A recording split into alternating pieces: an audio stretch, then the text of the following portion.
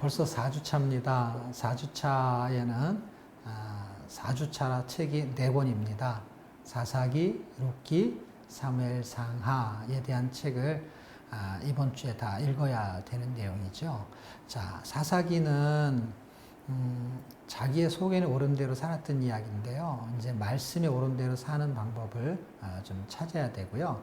룻기는 이제 잘못된 길에서 돌이키면 회복이 있다. 그래서 모압 땅에 갔던 나오미 가정이 다시 베들레헴에 돌아오는 이야기를 다루게 되고요. 사무엘상은 사울의 생각과 다윗의 생각의 차이를 설명하는데요. 사울은 생각대로 살고요. 다윗은 말씀대로 살았다 하는 이야기를 다루게 될 거고요. 사무엘하에서는요.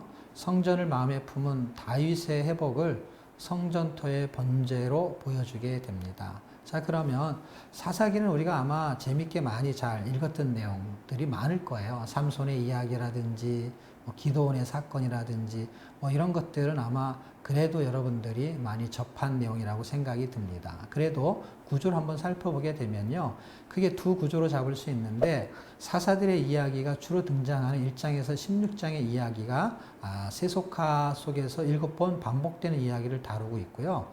레위들의 등장을 통해서 사사기 17장과 21장까지의 이야기는 종교적인 타락과 도덕적인 타락에 대한 이야기를 다루게 됩니다. 자, 이런 이야기 속에서 왜 다른 세대가 나왔냐 할 때 그거는 세속화 때문이에요.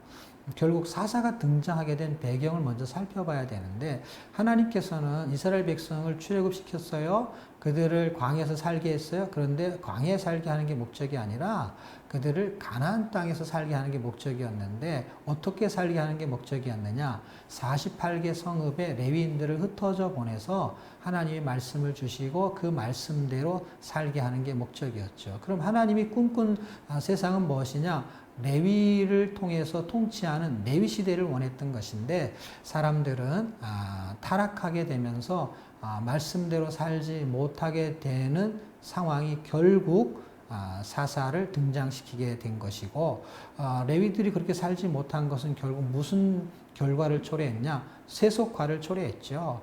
왜냐하면 복음화를 원했던 것이고 거룩한 백성의 거룩한 삶을 세상의 문화를 정복하는 거였는데 그 문화에 정복당한 사례가 결국 사사기가 됩니다.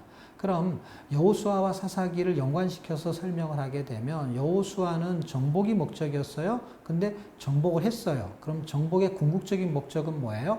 궁극적인 목적은 다스림, 통치에 있었던 것이고 다스림과 통치는 사사기에서 등장해야 되는데 레위를 통해서 통치하려고 하셨는데 레위를 통한 통치가 이루어지지 않음을 통해서 결국 사사 시대가 등장하게 된 배경이죠.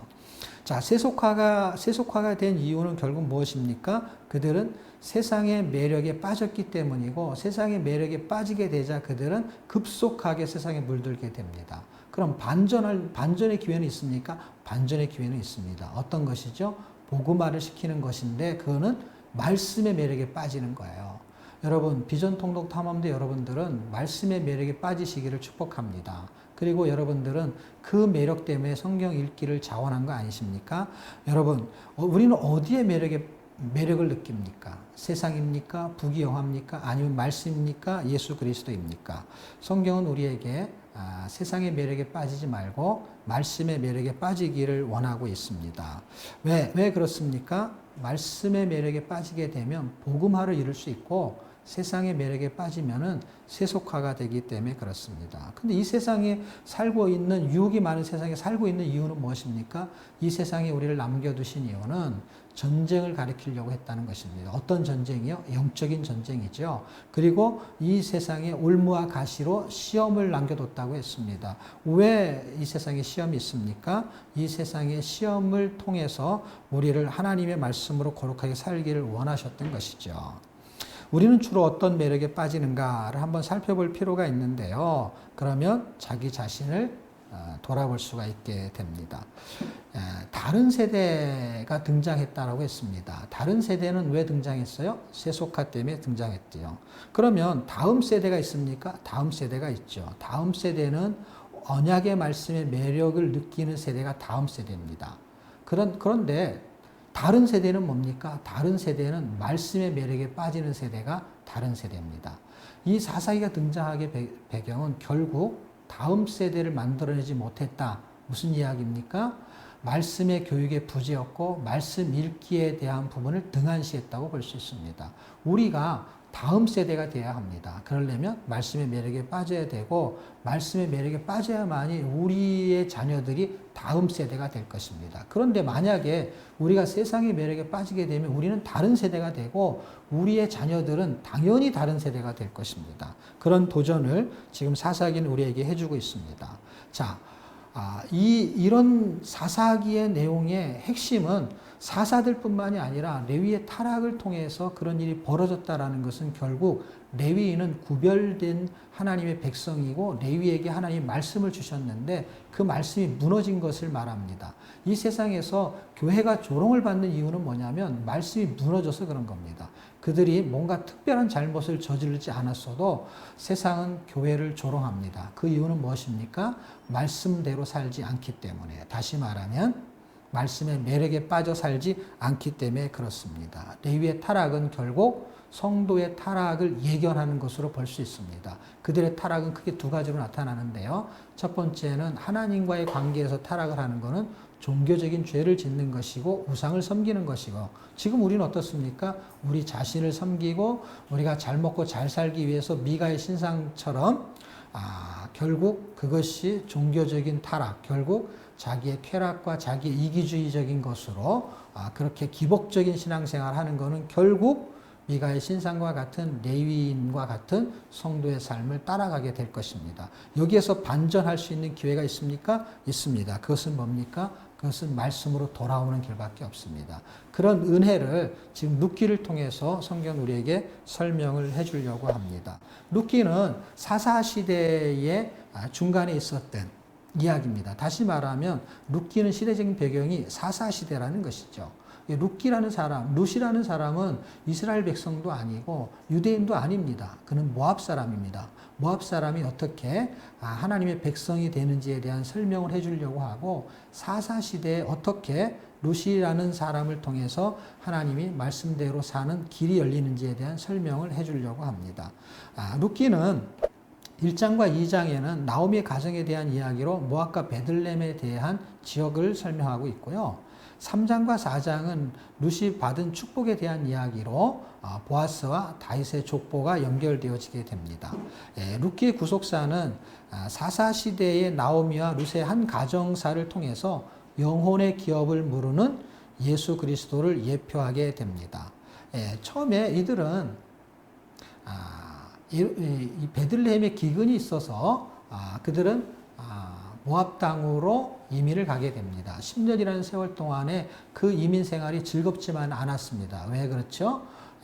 엘리멜렉, 그 다음에 말론, 기론이라는 그 남편과 그 자녀 둘이 다 죽음에 이르게 됩니다.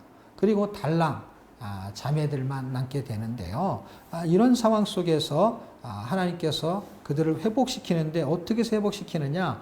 그들이 생각했던 거, 말씀에 옳은 대로 살지 않고 자기의 생각에 옳은 대로 살았던 그 사사시대 사람들의 대표성을 띠는 나오미 가정, 그 가정이 자기의 소견에 옳은 대로 지금 살고 있었거든요. 그들의 생각이 틀리다는 걸 보여줍니다. 잠언 14장과 16장에는 이런 말씀이 있습니다. 어떤 길은 사람이 보기에 바르나 필경 사망의 길이다. 나오미 가정이 생각했어요. 그들은 모압에 가면 잘 살 수 있을 것으로 생각했지만 그것이 잘못된 것이라고 생각했습니다. 그래서 이제 그 길에서 돌이키면 살 수 있다는 걸 보여주는데 그들이 쉽게 돌이키지 않습니다. 목숨을 비우게 하고 재산을 비우게 하고요. 생각을 비우게 해서 그들을 돌이키게 합니다. 자, 우리는 룻기를 통해서 빠른 결단을 해야 됩니다. 지금은 사사시대와 같고요. 룻기와 같은 지혜가 필요합니다. 어떤 지혜요? 우리의 재산이 다 털리기 전에, 우리의 생명이 다 털리기 전에 우리는 빨리 생각을 정리해야 됩니다. 어떤 생각이요?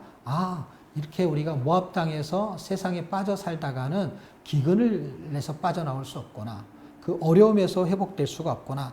결국 죽음을 경험한 자가 생명의 귀중함을 알게 되고요. 가난을 경험한 자가 물질의 소중함을 알게 됩니다.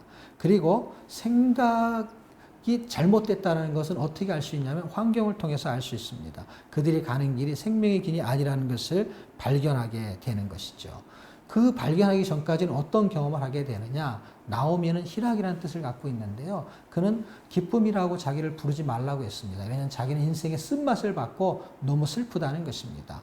어떻게 인생의 쓴맛을 단맛으로 회복할 수 있습니까? 그들의 인생의 단맛으로 회복할 수 있는 것은 그 회복시킬 수 있는 사람을 만나야 되는데 룻을 통해서 우리는 하나님 예수 그리스도를 설명하고 있는 것을 알 수 있습니다.